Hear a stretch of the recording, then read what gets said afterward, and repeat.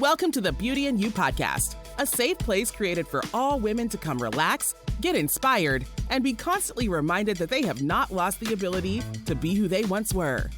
Join us as we dive into the true meaning of rediscovery through inspiring guests and topics such as healing, self-love, and creating a positive mindset.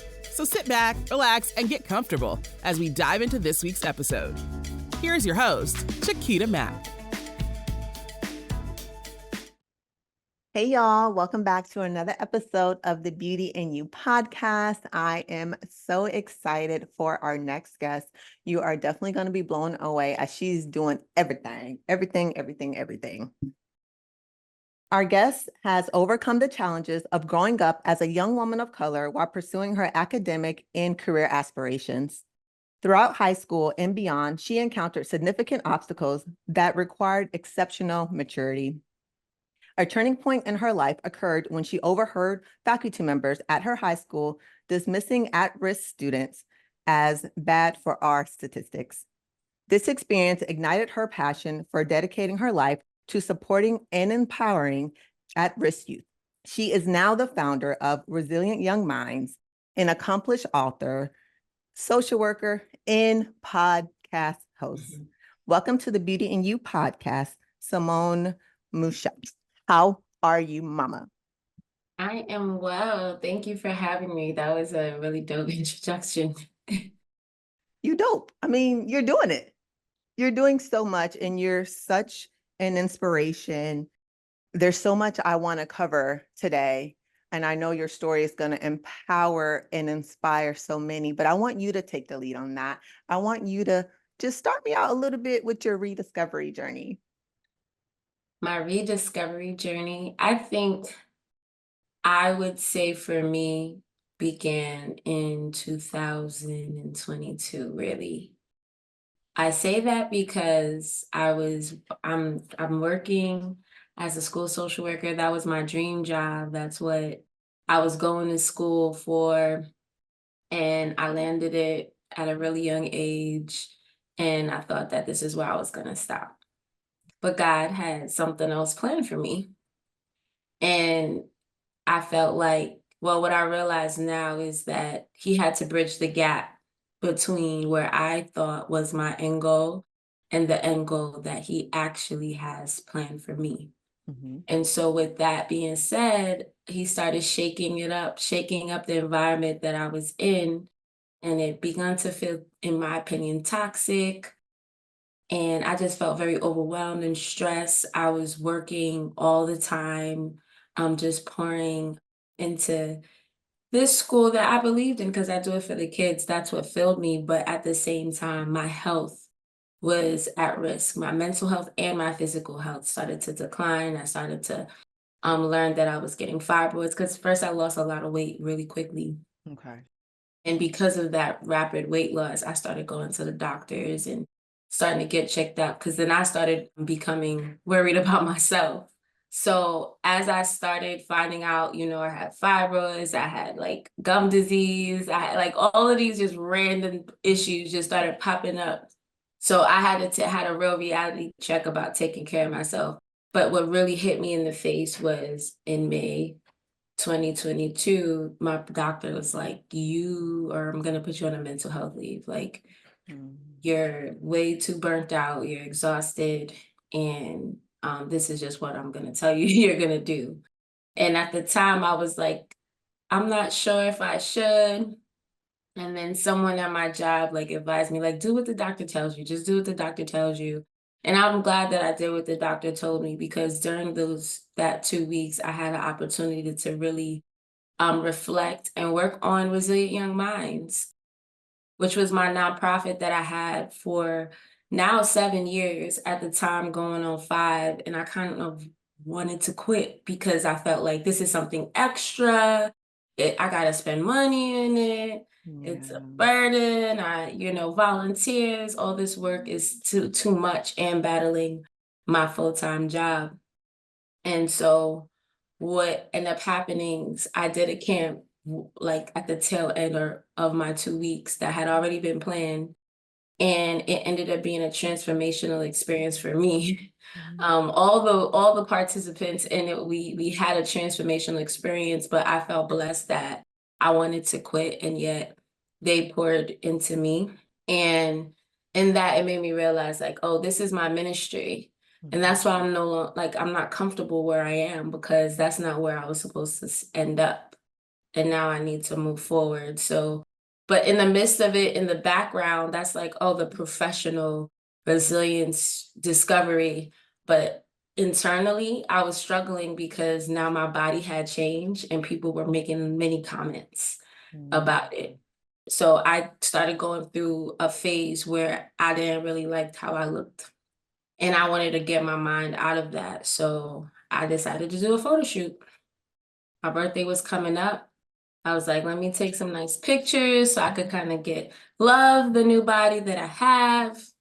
And I did. And my dad was like, this is really nice. Like, you're very photogenic. You should, send it to a modeling agency. And so I did. And I started picking up modeling. Well, I should say I've picked up modeling as like my little hobby, self-care hobby. But even in that, I recognize that the gift that I have to help people navigate their life and figure out the things that traumatized them or impacted them the most and how to move forward. I could do that anywhere in any setting, which now starts to fuel that fire, build my confidence. And, you are dope no matter where you go, because you are you. This job, this specific environment doesn't define you. Right. And I think that's what it was. My identity had been lost in my job. I think I've been told someone the other day, like, I felt like I was idolizing my job because I'm a recovering people pleaser. I like to tell folks, but I was always getting the best positive feedback from my job or from school. I didn't really get that type of support outside. So I always look to my job and my school for success and to feel good and to feel successful. And when that started to change or to stop, it almost felt like, oh my goodness, I didn't have anything to hold on to anymore. Who am I? What if my job isn't working out for me, then like what else is going to? And that's where like I began trying to figure out, okay, what is that next step? My ministry needs to be the forefront. That's what I need to focus on. This job is just to survive and fund my business. Let me focus on that and changing lives. And I could say that it's been helping. I definitely feel the elevation and the change and the growth within myself. And I think it's about seeking that change. Because as I tell the story, I'm like, wow, that was really resilient of you. Like, why did you do that so quickly? But it's like there's something in me that, like, even when I'm down on myself, I could be in a down place, but I'm always thinking about how can I get out of that place? Even if I don't have the strength today to do it or tomorrow, I know that I'm gonna do it. So that's kind of my thing, like that hope. There's always hope. And I've been through so many other things that now I'm kind of like getting used to it. Maybe I'm getting to that peace state, but now I'm just kind of used to rumblings, because rumblings are going to happen. And after every rumbling, there's a blessing that I couldn't even imagine on the other side. There's so many different parts of that. First, I want to congratulate you for taking care of your mental health. I don't think people realize, like, as social workers, we have such big hearts and we just want to give, give, give, give. And it's so heavy. It's so heavy. And just dealing with the babies. Anyways, it's just so much that comes with that. I remember what my first internship I did was with the babies. It was with the foster babies. And I I finished that internship and I was like, I do not want to be that type of social worker. I can't do it, because I literally would come home and be to my husband. I'm like, so, could we like adopt like all the kids, like my whole caseload? And he's like, no. What are you talking about? And it just broke my heart. And like sitting in court with them, and like they're so excited, and they're like, I know my mom is doing the right thing. I know she's gonna take me home. And then she says something that's she's not gonna take them home. And I'm like, she knows how to play the system. She wasn't putting on, but all of that. Yeah. All of that was so heavy on my mental that I'm like, this is not the type of social worker I want to be, because I can't save everybody. But it's so important that we, as social workers, as humans, period, as women, take care of our mental health. And I'm happy that you decided to listen to your doctor Yeah. and, take that time, because you need it. You need it no matter what aspect you're in your life. We need some mental relief. I don't know why we feel like, as women, especially Black women, we have to carry every freaking thing on our shoulders and then not even talk about it. We just gonna do and get through. And it's like, no, that's not how this works. So we have to do that. Yeah. Another thing is when you talk about validation in your job and then validation outside, right? So yes, I can see the validation in your job. I'm doing a good job, but when I'm outside, I don't get as many compliments. Let me tell you something. You have got to be your biggest cheerleader with everything you do outside of your 9 to 5, right? If you're an entrepreneur and you out here hustling, trying to make it, you have got to be your number one supporter, because no one really understands what you're trying to do. That's a fact. Nobody understands. They're like, hi, Lib, it's going quite well. Look me up, Google me, right? And I leave it at that. That's where I'm at now. I can't, because I know what I'm doing and I know how much I'm impacting, because you don't understand, or because your dream didn't get off the ground. I don't have time for you to take me there, because I'm at this place now. In the beginning, I'm like, oh my God, like people are so mean, or they don't even understand. Like, I'm working so hard to build this. Why don't they support me like I thought? I thought I would have this group right here supporting me, and they don't even support me. Then I realized, like, they're not meant to. Y'all gotta go. I'm going this way. I would love for y'all to come with me. It would be great. But you guys aren't meant to go on the next stage of my life, the next part of my journey. So whenever we're doing something different that people don't understand, especially in our previous environments, it's hard. It's very hard. So I want to commend you on taking care of your mental health. You've not giving up on your nonprofit. You're impacting so many people, and just continue to take it day by day. It's seriously, it's so, I want you to understand, like, wow, like you're saying 22, that was what, 2 years ago? Like that's, you're doing a lot within those 2 years. Last thing I'll talk about, and then I'm gonna ask you another question, is body, right? Let's talk about body image.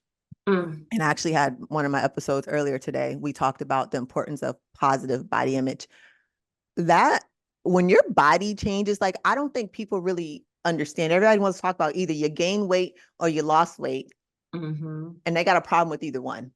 So you gain a whole bunch of weight, we got a problem with, girl, why you getting so big? And then you lose weight, like, girl, why you look so skinny? You look sick, right? And so I had to deal with that, because as an athlete, I ran in college. I was always slender. That's different. That's athletic, slender. Right. Okay.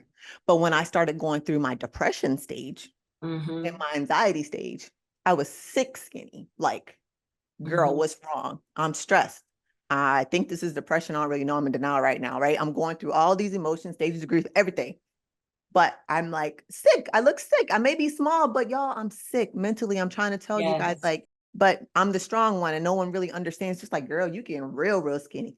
So now the girl is healthy. I like how I look. Okay, this is awesome. I feel so good. And I say my new body, because this is the most I've ever weighed my whole life, but it's healthy. Yeah. And then they're like, girl, you getting thick. And I'm like, no, I'm healthy. I'm healthy. And I don't expect you to understand, but I just wish people would really like take the time to think before they speak, especially when commenting on someone's health, because you just don't know. Yeah. You don't know. Drives me crazy. Get off my little horse. No, but you hit the nail on the head. That's exactly my experience when I was in my thick phase. That's what it was. Oh, you're getting thick, you're juicy. Then when COVID happened, it's like, oh, you're getting a little bit out of control with your weight. Now, me personally, I've never been one to focus on my body image per se. But when I lost the weight so drastically and I wasn't eating just because I didn't have an appetite, that's when it started to get scary. Then I started blacking out on the train. Like there's so much more when you talk about going through a depression and no one sees you because they see you as a strong one and you always have it together. You always have the answer. Are you okay? Oh, you're not okay. Oh, you'll be fine. You figure it out. You always do. Yes. And that eats away at you even more because it spins the narrative in your mind that you don't matter, that your health doesn't matter, like your feelings doesn't matter, because if I just told you I'm not okay and you brushed it off, then what other message am I supposed to receive from that? And when you're in an environment where you are, I don't want to say above, but you are doing things at a different level than everyone else, they can't see it. They don't see it. They just see that you are privileged and you got everything together. You don't even have any reason to complain. So that's what added to it. And just having coworkers that I think I'm used to. My mom is Jamaican, so I'm used to, family making comments and things like that. That's one thing. But when coworkers that you don't even talk to feel comfortable to walk up to you and say, you need to eat, or like, why are you so skinny? Like, it's just, it's crazy. And I could probably count maybe one or two people that actually was just like, hey, are you okay? Yeah. I'm worried about you. Yeah. It's unbelievable. Y'all listening, like, be careful with y'all words. Like, seriously, just be careful with your words and check on your strong ones or your happy ones, like the ones that you feel you always go to for everything. Like, check on them every once in a while because they need support too. And that would be like, we the strong ones, we the strong ones, right? Like, check on us. We need help too sometimes. Like, it's just fair. It's Right. just fair. How would you say that your past experiences have helped you shape the lives of others? Mm. How has my past experiences? I wouldn't know if it's more of the experience or if it's just testifying.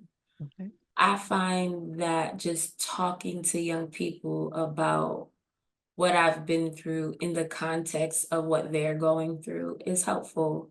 When I set boundaries or set certain expectations in my camp, because I run a sleepaway camp and I take the kids to the Poconos, which is a very big Oh, responsibility. yes, it is. To have kids overnight for several days without their parents in the woods. So I'm very strict and more so a little bit on the militant side when it comes to structure, because it's important for me to teach them how to self-control, like how to manage themselves and self-regulate. That's really what I want to say. Because I noticed that young people struggle with that nowadays. And so in me doing that, I tell them why, like what consequences, or I say, you know what, this happened to me, and this is why I do this process this way, and I don't want that to happen to you. So we're doing it this way. And usually the story gets them and they'll ask more question, or they'll tell me a story about them or a family member that went through something like that, or what they have in common, and it just creates relationship building. So sharing, and I think adults don't want to do that with kids, or they are afraid to do that with kids. And for the life of me, maybe because I'm not physically a mother, but for the life of me, I don't get it. I've had moments where I could be at work and I'm upset, and a student will notice and ask me, and I would be honest, like, oh, I'm hungry, or I had to do all this stuff today and I didn't get to eat. I remember in the afternoon, the same kid I said that to, he came up with his tray and he said, Miss Muschett, I got you lunch. So he got the extra tray from the cafeteria and brought it up to me. It was just like, I got you lunch. And it's things like that that I feel like God is using them to remind me, like, you are doing a good job. You do have an impact. you are loved and this is what you're here for. You're here to impact those people, not your boss, not anyone above you or outside. Like, I put you here to be a light, to fill a gap of young people who have felt like they didn't get attention from their parents, because that's where my trauma stems from. So, like, surviving a sexual assault at the age of 6, it comes with the trauma is not even in the assault so much, but in the fact for me that my parents never noticed. And then when it did come out, it was invalidated or minimized. So that's my biggest thing when I work with young people, is giving them a voice, because I felt like my voice was taken. And now if I give them back their voice, they can have power and feel like they have more authority over their life and the things that they want to do. Yes, I'm sorry to hear that. But I'm here. It's okay. I talk about it all the time. wow. But I understand the power in giving the babies their voice. Mhm. As a mother, I think it's so important that they're very, my kids are very open, sometimes too open. I'd be like, when my son be telling me stuff, I'm like, do I want to hear this? I don't, but I do, type of thing. But I think it's important for them to know that they can communicate with mom and dad, and however they're feeling. I'm like, how you feel? What do you think about that? What's your opinion? What do you think about this? I have this decision to make. Should I go? How's it going to affect? Like, I think it's very important to give them their voice, because in my childhood, I didn't have a voice either. And it was more so of just do what I say. Don't ask any questions. You're a child, stay in your place type of thing.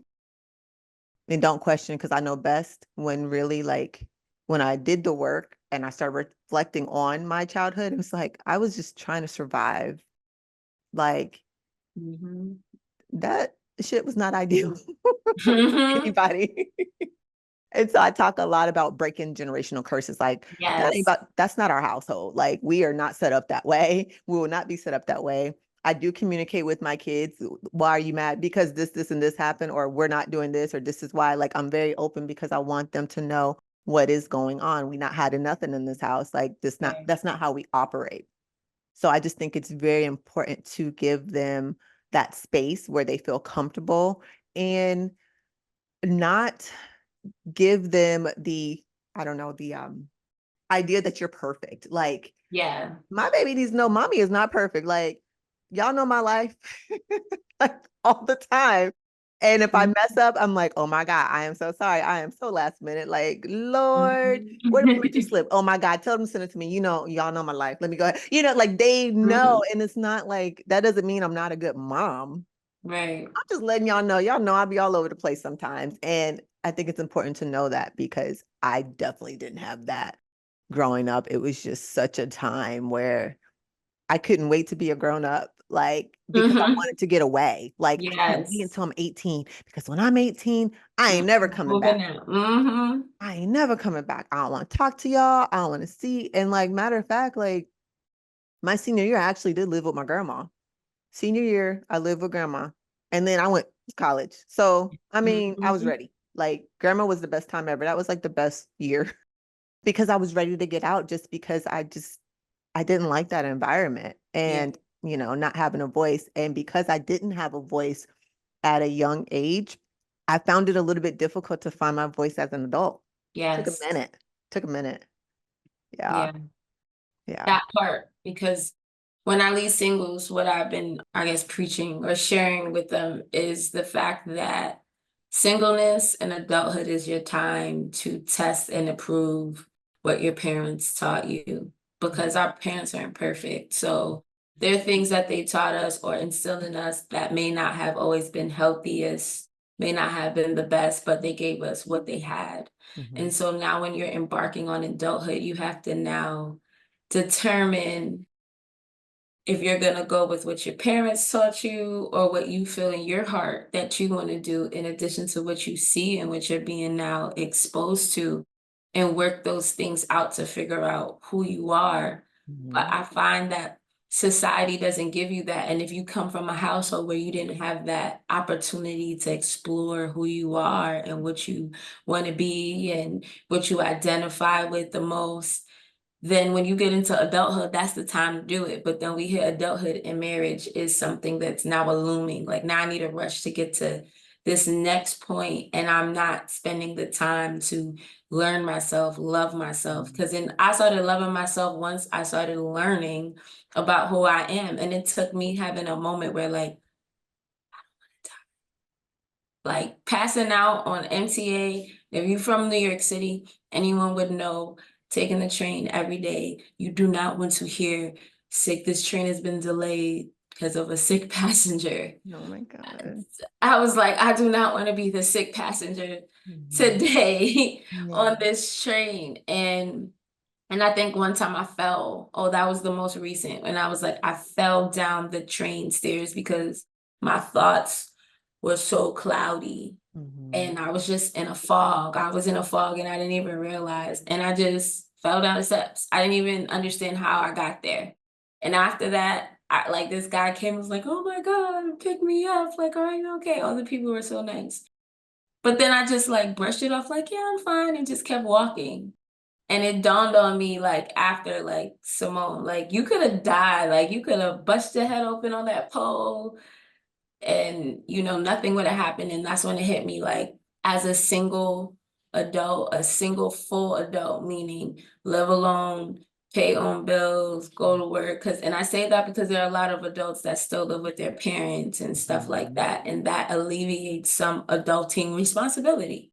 Yeah. But when you have to be a full adulting adult and you are not married or anything like that, the only person that's responsible for taking care of you is you. And now it's like, now I'm learning how to constantly put me as a priority.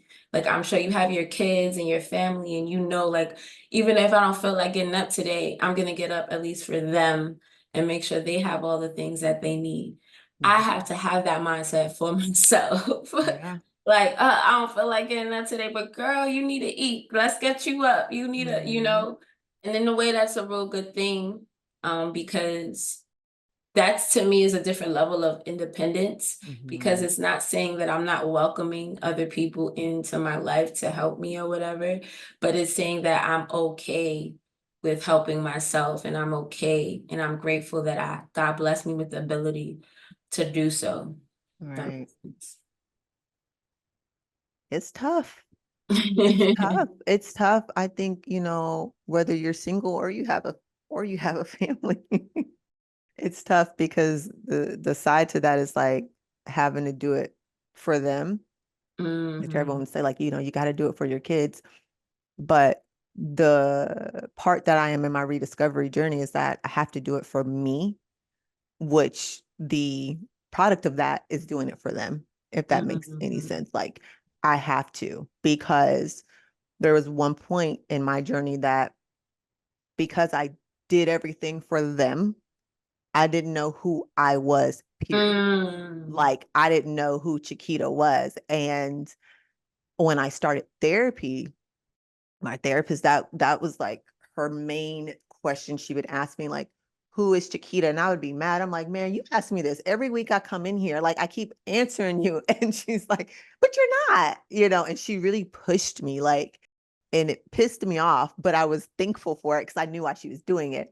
But I didn't know I couldn't tell you what I like to do, what I like to watch, what I like to eat, nothing. It was just like, well, the kids got, and the kids did, and the kids. I'm not asking you about that. Who is Chiquita? What is the impact that Chiquita wants to have on the world? Not your kids, not your husband, none of that. What do you want? And I'm like, oh my, ask me again. But it was telling me, it's like, girl, you're being so, like, you're blocking, like, you're not trying to share nothing. You and this lady chair every week and you ain't opened up not one time. Like, if start having your breakthrough. And it just made me realize the work that I had to do. So yeah, I do it, but I'm doing it for me because I have to do it for me so that I can do it for them, and we good. And I've learned to communicate when I don't feel like doing it, period. Like, there would be times where, well, let me go and get up for them. It's like, I don't feel like it today. That's real. I don't feel like it today. I don't know what to tell you. I'm tired. Like, I literally, I can't do it today. I can't. And that's okay. But I had to learn that was okay. Yeah. I had to learn that it's okay to be like, yo, I really can't do it today. It's just not gonna happen. Like, I don't know what we gotta move around, but mommy's not doing it. Like, I gotta chill. I gotta get my life together. I have to get my thoughts together before we can, jump back on the horse and keep it going. So it's so much that goes into your rediscovery journey, married, single, boyfriend, girlfriend, fiance, whatever it is. It's so much that goes into the work when you're learning about yourself, because it's so damn scary when you start digging into yourself. Like Yes. when you start like, I'm about to really, all that stuff that I done pushed all the way down from childhood. Oh my Lord, I'm about to open it back up. Do I really want to do that?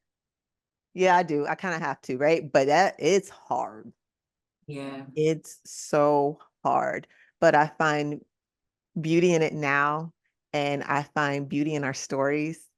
And I just feel like, now at this point, it's time to continue to share my story to help other people and to allow them to have a platform where they can, inspire and share their stories too, Yeah, for sure. absolutely. And congratulations to you, because that was something I used to Mhm. always tell moms, that you have to feed yourself before you feed the baby. If you Mhm. pass out and die, who gonna take care of your baby? You gotta take Yes. care of you. So shout out to you for, Thank you. navigating that and getting to that place where you feel comfortable and confident to stand in your truth and be comfortable being human.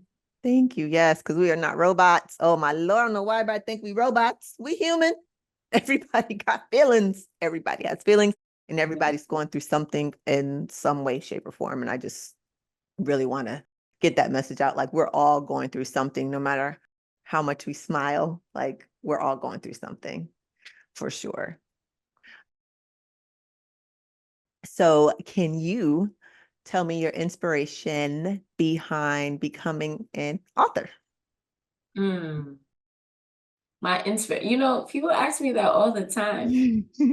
It's so funny. I don't feel like it's inspiration, but I can tell you why I became an author, which is I just love to write. I've been Okay. a writer since I was a child, in the sense of I love to write essays. That was my thing in school. English was my subject. I actually started writing a book when I was in high school, and my friends would like read each chapter. We had a little club where we would like write our own little books, and we used to say like, we're gonna publish our books one day. Oh. And I never I don't remember if anyone in the group got to do it. But then when I became a teacher, I was like, this is my moment. I'm gonna do a journal. Everyone talks about teaching. I don't know what it's gonna be like, but I'm gonna journal my first year. And that was in 2013. Mhm. That was my first year as a teacher. And so I journaled it, and then COVID happened. And I didn't do anything with it. And COVID happened, and I was bored. And I was like, you know what? This book that I wrote, this diary, let me open it. And the journal was still there, and I was just started typing. And that was the first book that I published. And once I went through it, went through the process once, now I'm we done got something started, because resilient, yeah, cultivating a resilient mind came out after, because then I wanted to put all of my like thought process, devotional, and like steps that I took to help one myself be resilient, but what I use in my program to help other people, so that you could just, it's like a guide, Mhm. like a workshop type of book, so that you can do the activities. Now, you're not getting it from me, facilitating it to you and Yep. holding you accountable to the There you go. steps. But at least it's a resource for someone that maybe, that want to try but are not confident yet to go and put themselves out there and go to therapy or go to a retreat, but want to try on their own. That was the goal of it. And people have been using it in that way, so I'm thankful for that. And then, but that pushed me into opening an online course so I can train. Like right now, I have a heart to train adults that have children, parents, and adults that work with young people to bridge this communication gap. that when it comes to just social and emotional competence, that children have feelings too, that children see things, they're aware, they're in tune, they think, they process. And the only way to know like what's going on with your kid is to talk to them. Yeah. Because it always baffles me how I know more about other people's children than they do. But it doesn't, because it was the same with my mom. So I'm not mad at them or judging them at all, but I do want to help them, those that are open, because there are more parents that are open, but a lot of people don't know how to code switch or meet people where they're at. Or a lot of time in our community, when we speak passionately, it's taken as aggression instead, and people miss moments to help and instead, judge and make families feel uncomfortable. But yeah, I think I answered. You asked me why I wanted to be an author. I think You answered it. You did good, girl. I'm trying to keep myself focused. You did really good. And I am just, well, if no one else did it in the group, at least you can say you did it. Like just making that childhood dream come true of like, we're going to publish our books. And it's so satisfying and scary, but satisfying at the same time.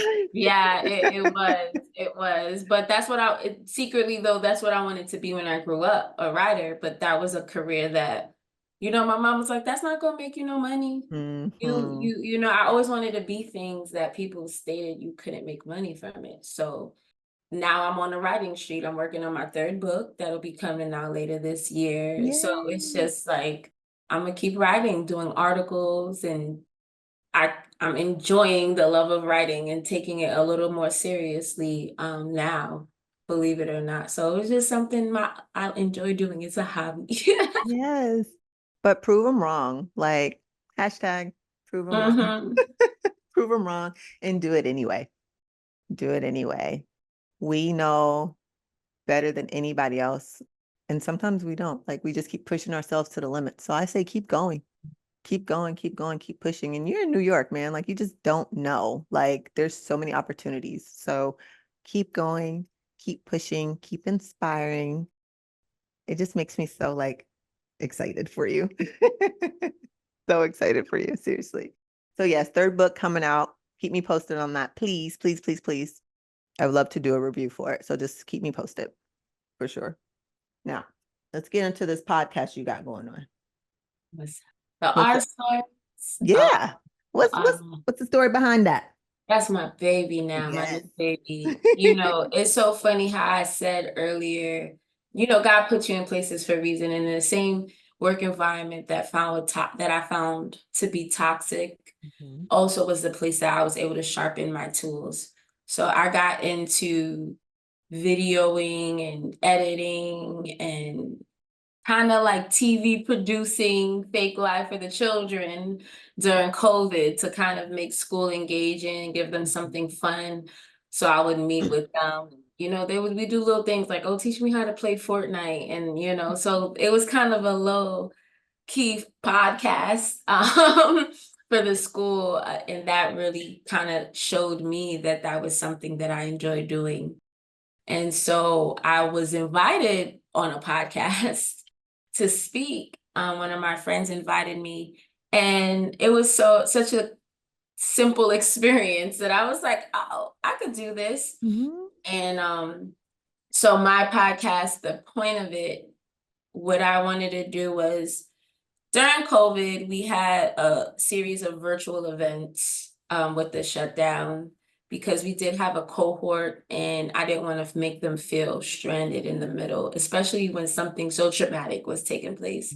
So what we did, we had like lives every month on a different trauma that we experience, but don't really talk about a trauma, like talk about it. So we talked about suicide, we talked about women's health, men's health, finances, and so on and so forth.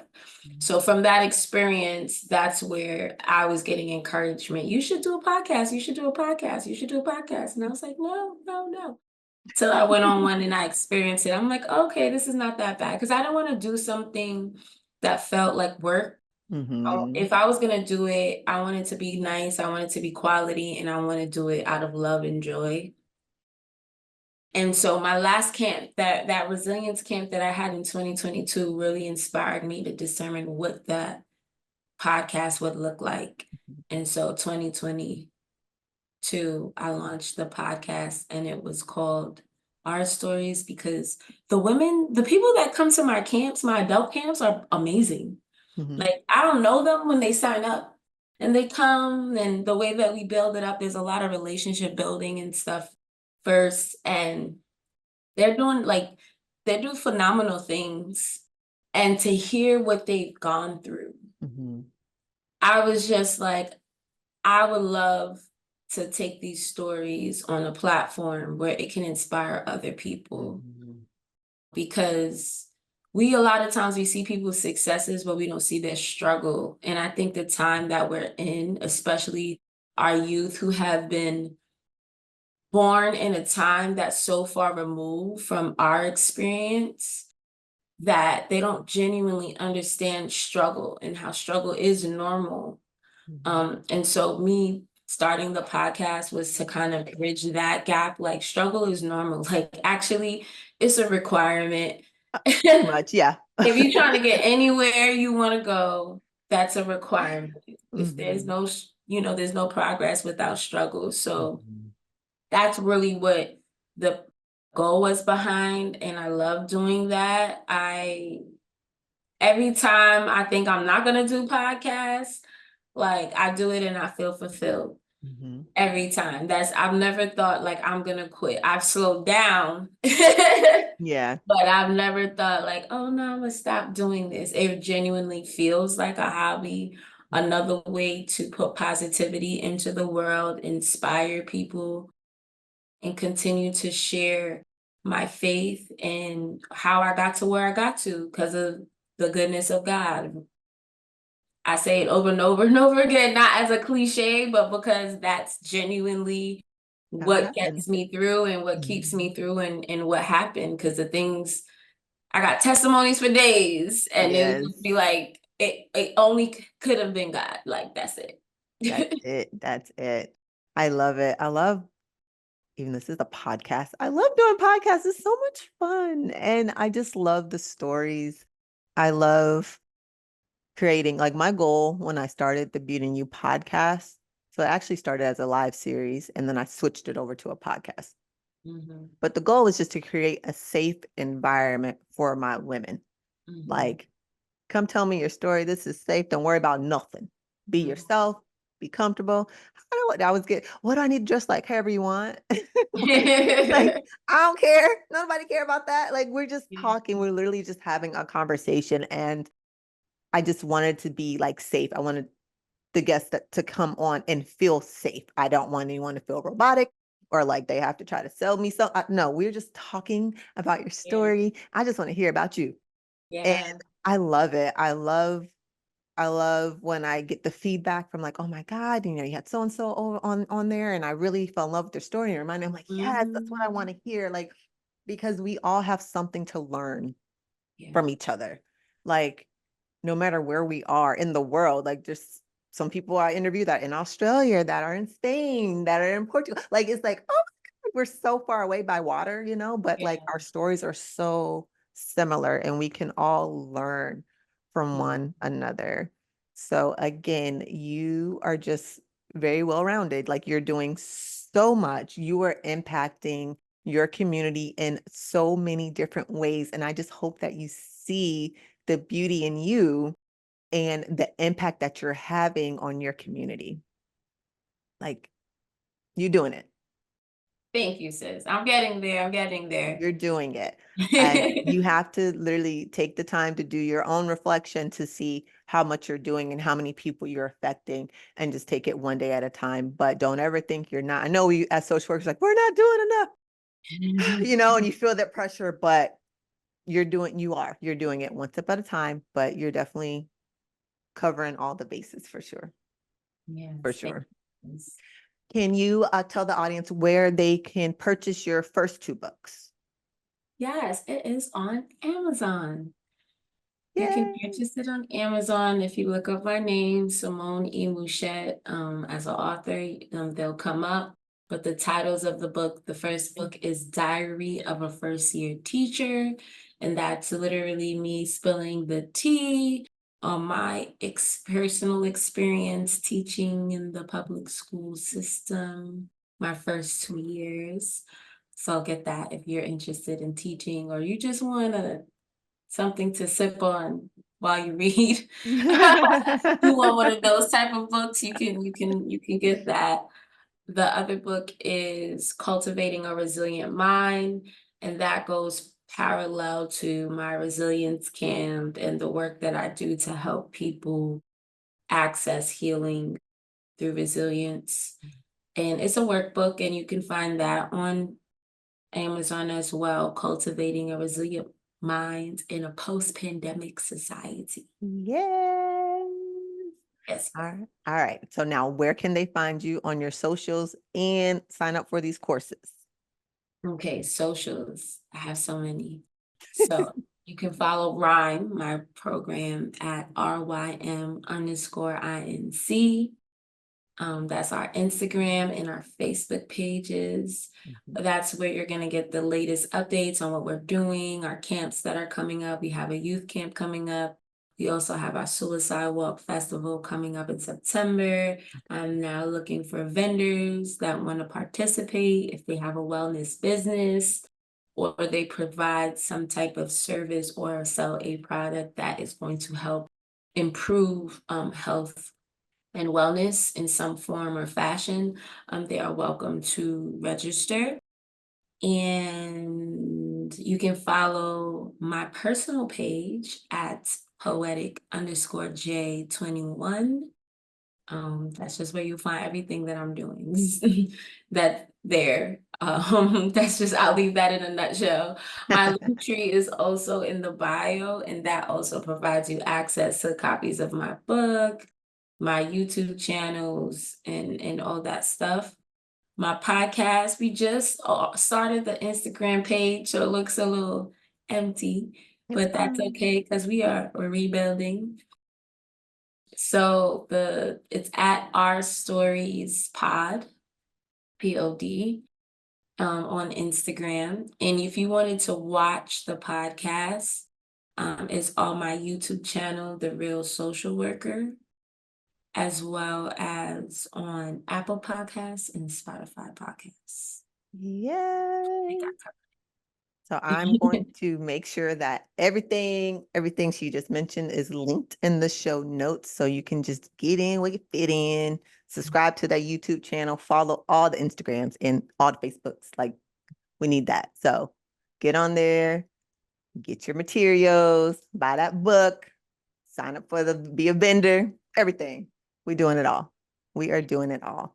I want to thank you so much for being a part of the Beauty in You podcast and for trusting me with your story and your journey. Yes, thank you for having me. This was nice. This was cute. I really liked it. You did a very good job. I felt very safe. Oh, thank you for having me, and I hope to have you on Our Stories real soon. Oh, yeah, girl, just let me know. Just hit me up. I got you. Gotcha. All right, guys. Until next time. Thank you for joining us on this week's episode of the Beauty in You podcast.